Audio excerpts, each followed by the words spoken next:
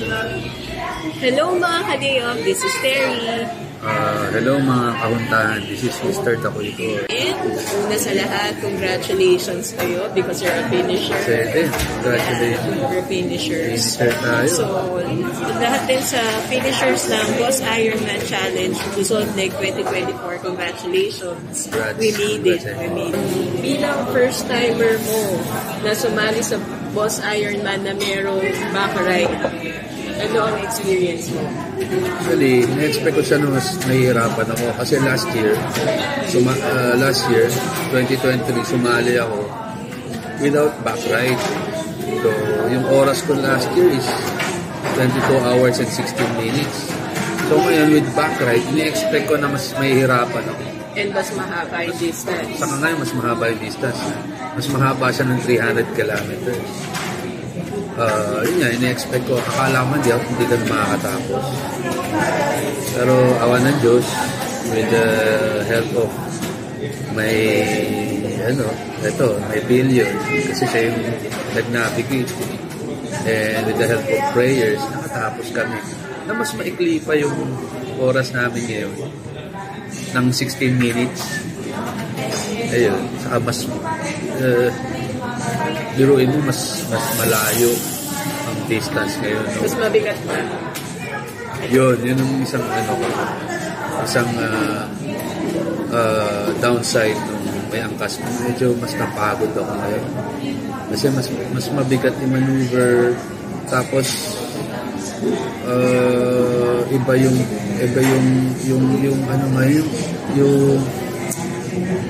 handling ng motorsiklo mas iba pag may back ride, mas mabigat. Yung sa preno nga, parang nasira yung preno namin dahil siguro sa sobrang bigat namin. Kasi most of the time na may preno ka dahil yun nga, kung matuling, tapos bigla kang ihinto. Minsan di kinakaya ng engine brake ng motor. So kailangan mo talagang magpreno ng preno. Bumigay yung preno namin sa likod. Patugigaro kami. Sa Tugigaro pa lang, wala na kaming preno sa likod. Hindi naman totally wala. Parang 20% na lang yung preno namin sa likod na kailangan mo siyang i-pump muna ng mga 3-4 na beses bago siya umagat. So from Tugigaro, mga nakaka 7 hours na kami ng ride mo. Ay hindi, from Pagudpod sa Patapat. From Pagudpod, papunta na kami ng Sanchez Mira, checkpoint. So, wala na kami brakes sa likod. Puro harap na. Saka umusok siya. Oo, kasi nga naninigit siya. Umusok siya. So, kailangan ko siyang i-pull off, basahin para bumitaw yung brakes dun sa disc. Para makaandar ulit kami. Or else, naninigit siya. Hindi na kami makatakbo. Nakasama naman yung motor. So, ayun, sa awa ng Diyos, nakatapos naman kami. 30 minutes namin pinahinga yung motor. May mga lokal na tumulong kami sa amin. Shout out dun sa mga lokal dun sa gas station. Kalimutan ko yung gas station. Oo, tumulong sa amin. Binigyan kami ng tubig para ma-cool down yung Harley. Para umayos din yung preno. Saka pinabayaan nila akong humiga dun sa semento ng gas station kasi sobrang pagod na siya. Sobrang pagod. Ako hindi pa masyadong pagod nun. Naramdaman ko yung pagod dun sa Tugigaraw na bandang 11 o'clock na ng tanghali. Yun, naramdaman ko yung pagod. Napansin na rin kita parang alam mo, pupulaps ka na sa init. First time ko rin kasi ng ganitong long ride. First time ko sa Boss Ironman Challenge. Yes, ikwento mo yung experience. And talagang walang pahinga dito. Wala talagang pahinga. So, bilang back ride or pillion, ikaw yung gagawa ng mga bagay na hindi niya gagawin. Kagaya ng pag-park niya sa checkpoint. Pagka-checkpoint, ihinto ako, siya yung tatakbo sa... tatakbo ko para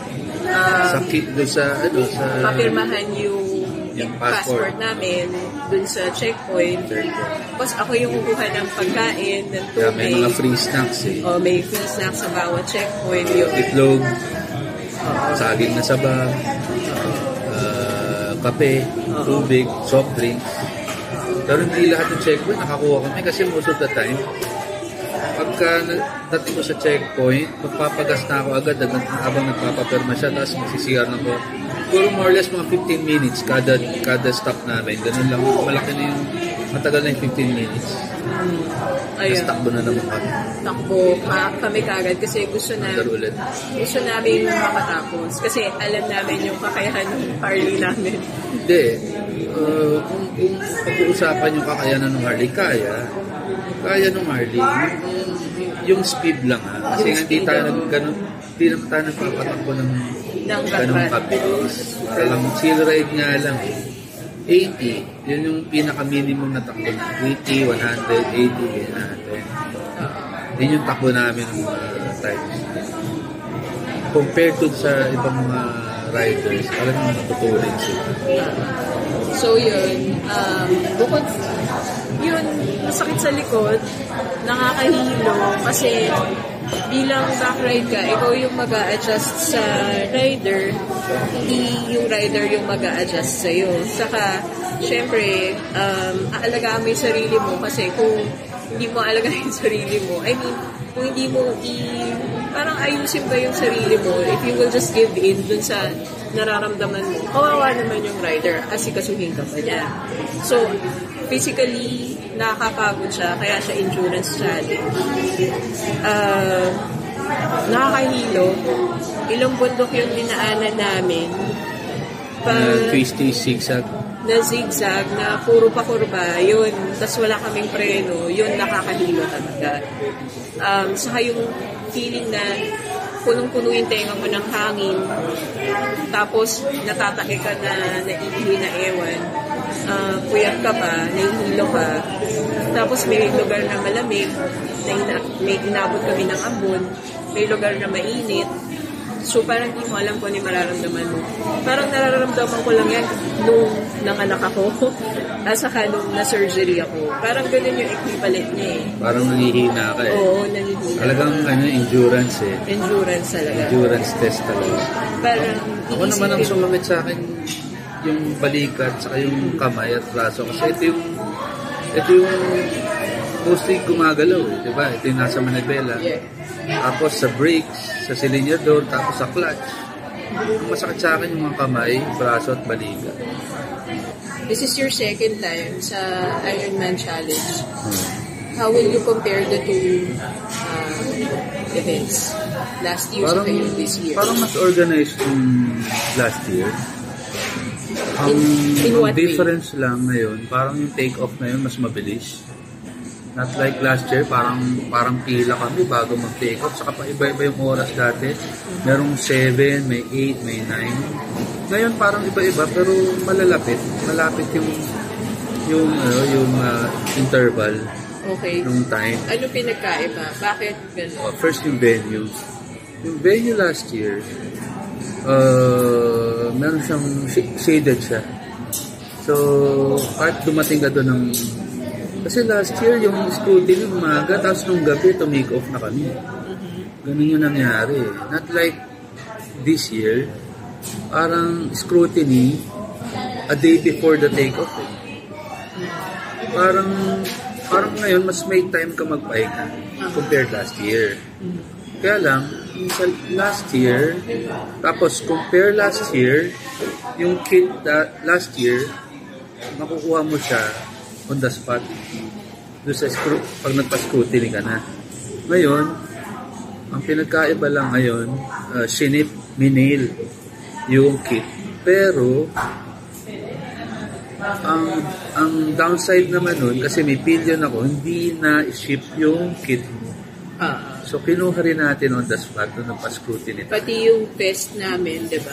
On the spot din. Hindi, yung best talagang on the spot yun, kahit last year. Tapos, when it turns, yung venue, yun nga, bumalik tayo sa venue. Parang mas maganda yung venue last year sa Tarlac. Yung venue ng 2023, mas maganda yung venue kaysa sa venue ngayon. Pero yung take-off, mas organized ngayon. Mas organized ang take-off na yun. Kasi parang feeling ko, mas konti ang mga sumali. Ngayon, kasi nga nagkaroon ng Ironman Mindanao. So yung mga taga Mindanao, hindi na nila kailangan pumunta dito sa Luzon para sumali ng Ironman. So, yun. Yun siguro ang difference. Tapos ngayon, walang certificate. Yun, nagtataka kami bakit walang certificate yung mga finishers. Tapos walang breakfast. Walang ceremony, awarding ceremony. Walang get-together breakfast. Not like last year, after the event, kinabukasan, merong breakfast. Tapos dun binibigay yung mga finisher shirts, yung mugs, yung mga patches. Yan. Pero parang merong buffet, So, sa isang checkpoint. Sa Cabanatuan, nakita natin may buffet. Tapos sabi nila dun sa SBMA Airport, dun sa finish line, may buffet lang. Pero buffet parang wala akong napansin or hindi na natin naabutan. Baka. So, para sa'yo, anong mas okay in general? Yung ngayon? Yung ride, ngayon. Kasi walang ulan. Not like last year, may bagyo eh. So, rain or shine. May landslide, tapos madulas ang daan kasi nga mauulan. Is malamig. Ngayon, ang kinagandahan ngayon, ambon lang. Hindi pa tumuloy. Hindi pa to doon sa Dipakulaw. Inambon tayo papuntang Cabanatuan, tapos hindi naman siya tumuloy. Tapos, I'll give credit. I'll give a nice credit to the organizers doon sa Cabanatuan. Compared last year, dating na umabot kami sa Cabanatuan last year, wala nang mga marshals eh. Wala nang PNP, wala nang tuturo sa'yo kung saan nandaan. Compared ngayon, kahit gabi na, hanggang doon sa kasulok-sulukan ng paglabas ng SCTEX from Cabanatuan, merong mga marshals. Mas organized yung pagmamarshal nila ngayon compared last year. So yun lang, reklamo ko lang ngayon. Wala yung certificate namin ngayon. Almost a week na over. Nagpas na 1 week, wala pa rin, sabi nila i-email sa amin yung certificate. Yung finisher certificate. Tapos binigyan kami ng email, ng link para dun mag-fill out. Ng Google Form. Ngayon wala pang sagot yung boss, yung DIMC. So, we're expecting na makuha pa rin namin yung certificate na yun kasi ang mahal ng registration. So, saka para saan yun lang yung proof na nakatapos ka talaga ng Boss Ironman tapos hindi pa ibibigay. Ikaw, sa tingin mo, ikaw as first time, mahalagay mo yun. Iba pa rin kasi yung may certificate. Siyempre, pwede mo siyang frame, tapos i-display mo na you're a finisher. Pero, siyempre, hindi ka naman din makakakuha yung finisher shirt. Hindi ka rin naman makakakuha ng finisher kit, yung mga badge, stickers, and yung mugs, if you did not finish. Although, pwede siguro kang bumili, di ba? Pero yung wala akong mabibilan nito. Pero yung wala akong mabibilan nito. Pero yung nakaka-proud kasi yung may picture ka dun sa finish line na kinaya mo yung 22.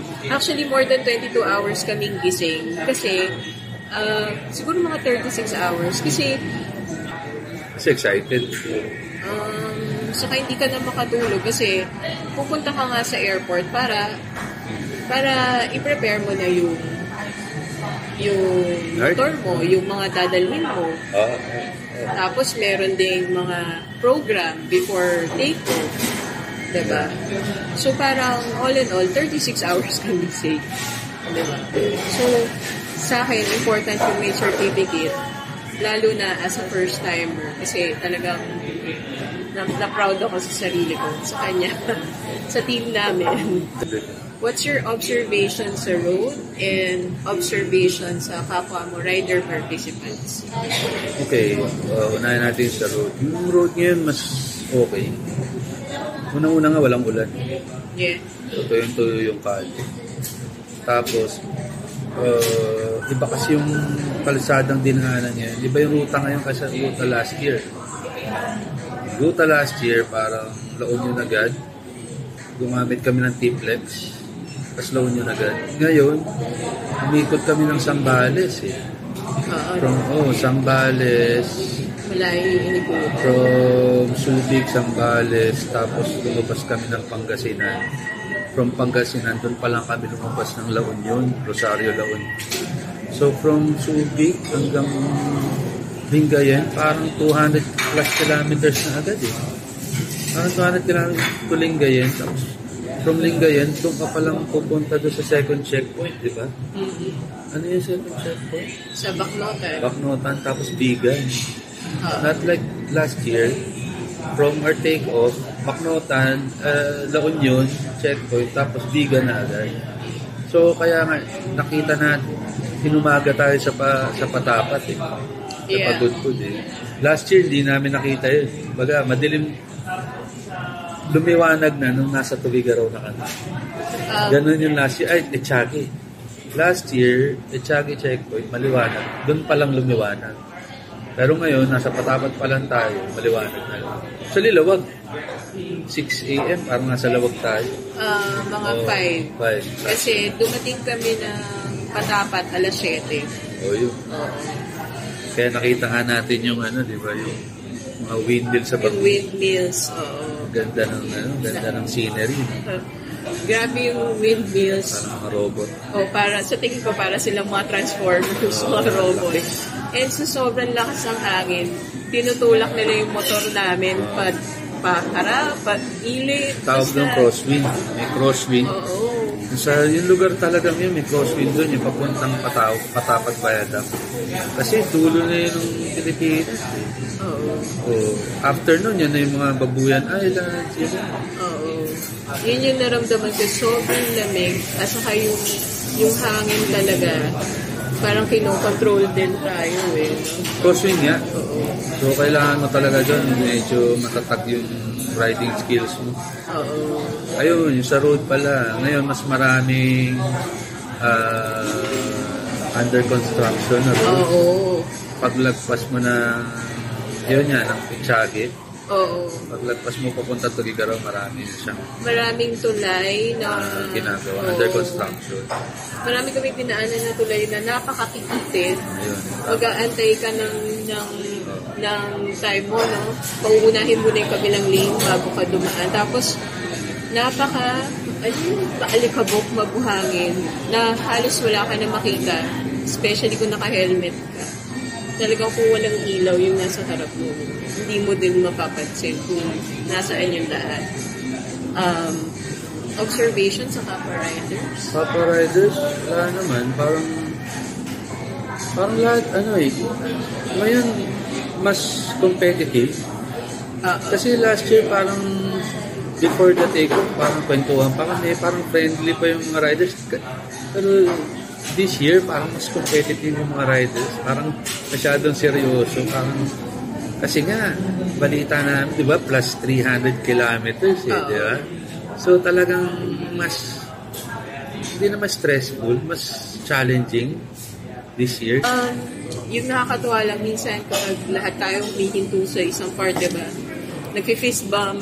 Yung mga locals, yun ang isang observation ko. Kasi sinabi niya sa akin na hindi ka aantukin dahil yung mga tao talagang full support. Talagang aantayin ka nila. Sabi pala. Saka minsan, may mga dinadaanan kami na parang kami na lang yung participant. Na wala na kaming nakikita na iba. Pero yung mga tao... Doon sa Dipakulaw yun? Oo. Lalo na yung mahabang stretch. Kahit ganun na minsan kami na lang yung nakikitang motor sa daan. Yung mga tao, hawak pa rin nila yung phones nila. Binibideo kami, tapos sinasabihan kami na gano'n, bilisan nyo. Parang na-encourage ka na, sige, tuloy lang. Cheer sila, diba? Saka nangihingi ng stickers. Yun. Isa pa yun, tumagal din kami kakapamigay ng stickers. At nakikiramay po kami dun sa pamilya, dalawang namatay. Nakikiramay po kami. What can we say about yung comments ng mga netizens na dapat ihinto yung Boss Ironman dahil daw accident lang ang dala niya sa Pilipinas. Siguro timbangin natin, no? Ilagay natin sa perspective. may boss Ironman man o wala, merong mga road mishaps and road accidents. We cannot, na mangyayari, and we cannot say kung madadagdagan o mababawasan. Nagkataon lang na meron event, masasabi ko. Kasi second year ba nung sumali ngayon?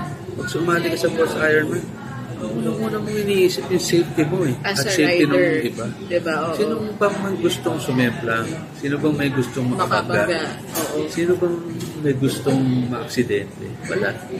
So ako, as a responsible rider, because I've been riding for almost 20 years na ng big bike. As a big bike rider for almost 24 years, hindi ko masasabing wala akong aksidente. Na-aksidente na ako maraming beses. Pero hindi mo plinado. Pero walang may gustong makasagasa. Walang gustong sumemplang. Kahit tumumba nga Siyempre iniisip mo yung safety mo. Ewan ko lang doon sa iba na yung sinasabi nga nila masyado matulin magpatakbo. Pero we rode on our base. Saka nag-usap kami na magra-ride kami ng safety first. Kahit hindi matapos. Unang-una, may angkas ako. Pamilyado ko, may parehas. So, talagang sinigurado ko na safety first. Ang unang usapan niya natin, di ba? Pagpagod na di natin kaya, hinto tayo, di ba? Kahit di tayo makatapos. Yeah. Yun ang talagang usapan na. Pero awa ng Diyos, sa tulong ng prayers, kasi nagdadasal siya. During our ride, nagdadasal siya na sana patumbayan yung ride namin. Pinagpipray ko yung motor namin, pati yung weather, pati siya, lahat. Awa ng Diyos, nakatapos naman kami. Nang mas mabilis pa kaysa dun sa time ko compared last year na wala akong angkas. Ayun. Yung accidents kasi hindi mo din yung hawak yung ibang tao, di ba? Observation ko, minsan kasi kahit kami, kahit siya, yung mga riders ang nag-iingat, may mga locals na nakikisabay. Siguro excited sila na makakita ng big bikes. So, parang kahit iniiwasan namin sila, dumidikit sila. Hindi ko na pinapansin, pinauuna ko na nga. Oo, yun ang ugali niya. Pag merong nakikirat-rat na mga scooter, tricycle, pinapabayaan na namin. Tapos pagka nakachempo ako na medyo maluwag, doon ko na lang sila ino-overtaken. Hindi namin iniisip kung nakikipagyabangan sila or what. Iniisip na lang namin, baka natutuwa sila. Hindi ako sa tingin ko, sa tagal ko na nag-ride, maraming ganyan. Natutuwa sila. Kasi nga, di ba, probinsya, bira sila makakita ng ganyan mga motorsiklo na malalaki. Na unique sa kanila yan. So, kung nakakita sila, inahabol nila. Oo, inahabol talaga. Inahabol nila kayo, pero hindi para karirahin kayo, natutuwa sila sa inyo. Sumasabay. Kaya pagka gano'n, hinahayaan ko lang. Hindi ko na pinapatulan. Chumitsempo na lang ako. Pagka medyo maluwag, libre, saka ko na lang sila yung overtake. Yun nga pala, pagka 1,000cc pataas na yung motor, malakas na talaga sa gas. So, don't expect na makakatipid ka sa gas. Dahil unang-una, time pressure. So, hindi mo na talaga matitipid. Parang naka 9,000 ako sa gas. Parang 7 or 8 times kami nagpagas. Hindi lang sa bawat checkpoint. Nagpapagas kami even before makarating sa checkpoint. Lalo na meron kaming biyahe na almost 4 hours from one checkpoint to another. Ano nga ba yung pinakamahaba? Yung Vegan to Echagi. Yun. Yun ang pinakamahaba, 4 hours. Mahigit. Ayun. Ganun yung interval ng ride namin 2.5 hours to 3 hours. 3.5 hours. For every checkpoint. Ayun. Parang recover pa rin ako ngayon. Medyo masakit pa rin yung wetang ko, saka yung mga fingertips ko. Medyo manhid pa. Yun. Tapos sa tulog, medyo nagre-recover pa rin ako. At okay na ako eh. Sa pagkain, gano'n din. Parang ang lakas ko kumain ngayon. Ako din gano'n. Parang feeling ko hanggang ngayon may suot pa akong helmet. Medyo nahihilo. Yung parang vertigo, medyo nahihilo. Kain din, mas may gana ko kumain ngayon kasi nung race, wala akong gana eh. Wala, hindi ka kumakain. Hindi ako kumakain, water lang talaga. Water ko, tapos saging, ganun, suman, konti. Wala ka naman time kumain. Wala rin kami. Kahit kumain ka, hindi mo mararamdaman. Kasi iniisip mo, makatapos. Sa kailan na muna namin, that time sobrang tuyo eh. Yan. Sobra. Uulitin ba natin sumali sa Boss Ironman next year? Ako, hanggat kaya, siguro. Kasi wala naman akong nakikitang mali dun sa yung event na to. Ano bang mali dun? Lahat naman yan may permit, di ba? Lahat naman yan may coordination sa local government, sa LTO, sa PNP. Yun lang, medyo napansin ko parang tumataas yung registration fee niya every year. Sana medyo i-retain na sa ganung presyo. Magkano yung binayaran natin this year? 10.5. 10.5. Kami ng dalawa. 8 billion, parang pag 6.5. 7.5.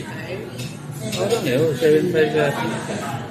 Oo, parang... Ano ang mas fulfilling na race sa'yo? This year or last year? This year, kasi may angkas ako eh. Tapos, mas fulfilled ako ngayon kasi may angkas ako. Tapos natapos ko siya in a lesser time. Mas mahaba. Mas mahaba pa yung route. May angkas ka distance. Pa. Angkas pa ako. Tapos may yung oras. Mas maikli, ng 16 minutes. Mas fulfilled ako this year. Kasi ang difference, may angkas ako ngayon. Mas mahaba ang route, ang distance. Tapos mas mabilis ako nakatapos this year. Mas mahirap pa may angkas? Mas mahirap. Doble yung pagod. Doble yung pagod ng rider, doble yung pagod ng motor. Ayun, nararamdaman ko yung motor na napapagod eh. Compared yung mag-isa lang ako, Harley. Pag Harley Davidson, hindi siya napapagod eh. Ngayon naramdaman ko yung napagod yung motor. Anong advice mo sa mga gustong sumali ng Boss Ironman? Advice ko lang, no? Dapat medyo sana kayo sa long ride bago kayo mag-join. At the same time, mag-prepare talaga physically, mentally, magpupuyat. Kasi you will need a lot of strength, endurance. You will need a lot of endurance para makatapos. Tapos sa motor, kailangan talagang kondisyon yung motor. Kasi mahirap masiraan. In the middle of the event, mahirap masiraan. Dapat talaga 100% kondisyon yung motorcycle na gagamitin. At yung mga mag-aangkas naman with pillion, see to it na matagal na kayong nag-aangkas ang dalawa. Baga sanay na kayo mag-ride na dalawa kayo kasi mahirap talaga. Lalo na sa pillion, mahirap din kasi tayo nagra-ride. Sila nakaangkas lang. Mas nakakainip yung part nila. Actually, mas nakaka-strain sa body kung umaangkas ka lang kaysa yung ikaw yung nagmamanayan. At saka yung reflexes mo, pagka dapat mabilis talaga yung reflexes mo. Kaya dapat talaga yung mahaba ang pahinga mo. Kasi yun nga sa gabi, lalo na yung gabi, dapat mabilis ang reflexes mo. Kasi May mga ilaw naman paggabi, kaya lang parang may parts din na talagang may biglang bubulaga eh. Mga lubak, tricycle, tumatawid na hayop, aso, tao, may tumatawid pang tao, di ba? Dapat talaga yung refresh. Mabilis. Guys, yun lang po para sa ating usapang Boss Ironman Challenge. Abangan nyo ang aking susunod na vlog. See you in our next vlog. This is Mr. Takoy Koy and Terry. Mabuhay. Bye-bye.